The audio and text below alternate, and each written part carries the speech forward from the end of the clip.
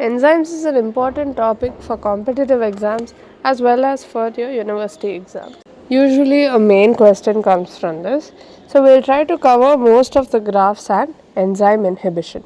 So instead of looking at the graph and figuring out what it means, let's try to construct the graphs ourselves. What happens when you plot the velocity of a reaction against the concentration of enzyme? Please note, when put in square brackets, it refers to concentration. So, in order to answer this, we look at what an enzyme is. An enzyme is nothing but a biocatalyst which alters the rate of a reaction. So, the concentration of enzyme should be somewhat directly proportional to the velocity of a reaction, which will give us a straight line that looks something like this. How about if we plot the velocity of reaction against substrate concentration? Substrate is the substance or the compound on which the enzyme is acting, right? So again, more the substrate, faster will be the reaction. But that doesn't make complete sense, because let's say you double or triple or quadruple the substrate concentration, the velocity of the reaction won't keep increasing proportionally. That would mean that if you take, say, an infinite amount of substrate, the reaction will happen instantaneously, but that doesn't make sense, right? So substrate concentration will result in an increase in velocity up to a certain point, after which the velocity will plateau and reach a maximum value. This is what we call V max. So far so good. Now what happens if we take half of V max? V is what we have in the y-axis, and we have it meet this line and drop a perpendicular from there. We get a substrate concentration which we call Km. Let's understand the concept of Km. Km is the substrate concentration, that is bracket S, at half of maximum velocity, which is half V max. So what is Km? Some people think Km is V max. No. It is the substrate concentration at half of V max. How does this help us? So Km is fixed for a particular reaction, which means it's a characteristic feature of that reaction. Each reaction will have a certain Km and it is constant. Does it depend on enzyme concentration? No. And we'll understand this through a graph. Now I have taken another enzyme E2 for the same reaction. Please note, this is another enzyme concentration. So let's say E2 is 2 times E1 or something like that, okay? For a different enzyme concentration, but for the same reaction, when you plot this graph, half of Vmax would come somewhere here, but the Km value would be the same. In other words, even if you change the enzyme concentration, the Km for that particular reaction remains fixed. It denotes the affinity for substrate. Km is inversely proportional to affinity. How do we understand this? Let's take a reaction where Km is very low. This would mean that for a small amount of substrate, half of Vmax is already attained. Now we take another example where Km is really high. It means you need a lot of substrate to even reach half of Vmax. So it is an indirect indicator of affinity of a substrate towards its enzyme, or in other words, Km is inversely proportional to the enzyme affinity to the substrate. Clear? Now we come to two important equations.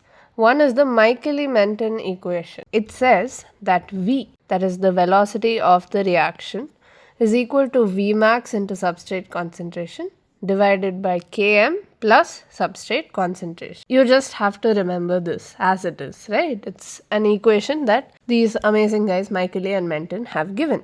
Now what happens if you replace this by Km?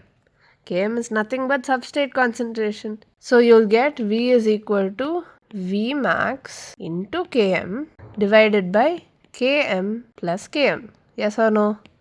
So we get Vmax into Km by 2 Km. Km gets cancelled. V is equal to Vmax by 2. And that's exactly how we defined Km in the first place. It will be the substrate concentration at half of Vmax, right? This is nothing but half of Vmax. So it makes sense.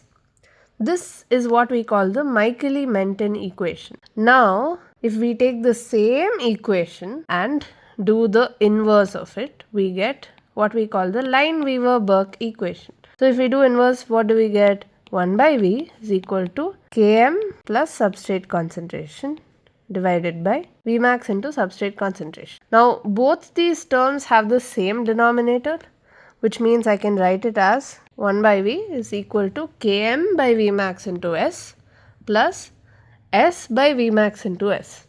S gets cancelled here, so it becomes 1 by V is equal to Km by Vmax into S plus 1 by Vmax. Okay. If you look at it, this is in the format of y is equal to mx plus b or mx plus c. Basically a straight line equation. So this 1 by Vmax becomes the y-intercept or c. Let me use a different color. Km by Vmax is nothing but your slope. So why are we doing this? This is nothing but y is equal to mx plus c, right? So y will become 1 by V. X will become 1 by S. In other words, it allows us to plot a graph between 1 by V and 1 by S, which we will call the Lineweaver-Burk plot. So if we go ahead and plot a graph like this, our y-intercept becomes 1 by Vmax, x-intercept becomes 1 by Km, slope is m, which is equal to y by x. So it will be 1 by Vmax divided by 1 by Km, which is nothing but Km by Vmax. So why do we need all this? If you actually plot V against S like we did before, you don't get a straight line, right? You get something like this. So it becomes difficult to visualize. But the Lineweaver-Burk plot allows us to look at the same Michaeli-Menten equation but in a straight line format. Now if we look at the velocity of reaction and how it varies with temperature, you should get a bell-shaped curve, right? Where there's a rise, peak and a fall, which means every reaction has an optimal temperature range under which the velocity is the highest. Anything more or less than that is not ideal. So that's called the optimum range of temperature. It will be around body temperature for most enzymes. There is a certain enzyme that functions very well at high temperatures and we use it in PCR. Can you comment what it is down below? Next, if you look at the variation with pH, some enzymes will function very well at low pH. Example, all the gastric enzymes. Some will function at a neutral pH, while some will function at a high pH. So depending on the enzyme, you have a different peak. Those are all the graphs in enzymology. Now we start a new main topic, enzyme inhibition. There's different types of enzyme inhibition which we'll see one by one. So first we have competitive inhibition. Here, the inhibitor is a structural analog of the substrate. Let's see what that means by a diagrammatic representation. So you have an enzyme, you have a substrate that's supposed to bind to it. But wait, you have an inhibitor that looks just like the substrate, right? So it's gonna take the substrate's place and not allow the substrate to bind, which means it has to structurally resemble the substrate, which is why we say it's a structural analog. Then it is reversible. Just increase substrate concentration. Now I is going and binding instead of S. But what if I have a lot of S to compensate for it? I just increase the substrate concentration. Then the inhibitor will not be able to bind to as many enzyme molecules, thereby reversing the inhibition. Okay? Km is increased. What is Km? It is inversely proportional to the affinity. Now, let's remove all this excess substrate.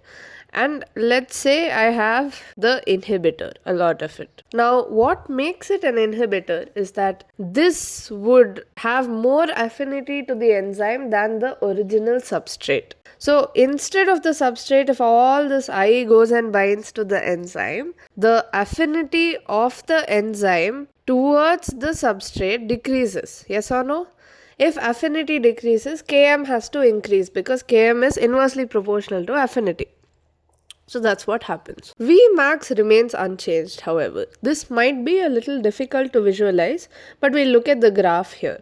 So let's say without the inhibitor, it takes this kind of a graph, right? You have a certain half of Vmax and from that you have Km. Now when you add an inhibitor, the graph changes such that the Km has changed, which means the affinity of the enzyme towards the substrate has changed. However, the Vmax remains the same in both the cases. This is how competitive inhibition works. In conclusion, Km increases, Vmax unchanged. Examples: malonate inhibits succinate dehydrogenase, methotrexate inhibits dihydrofolate reductase, There's actually endless examples of competitive inhibition in your textbook, so please go through that. Coming to non-competitive inhibition. Here, the inhibitor binds to a different domain than the substrate. Let's see what that means again. This is the binding site for the substrate, right? Clearly. But the inhibitor will go and bind somewhere else.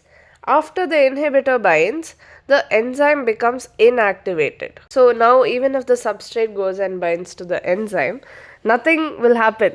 It will not cause a reaction, it will not result in formation of the product. So no product, no reaction, nothing. Inhibitor irreversibly binds to the enzyme and prevents the reaction from progressing further. Okay, so it binds to a different domain.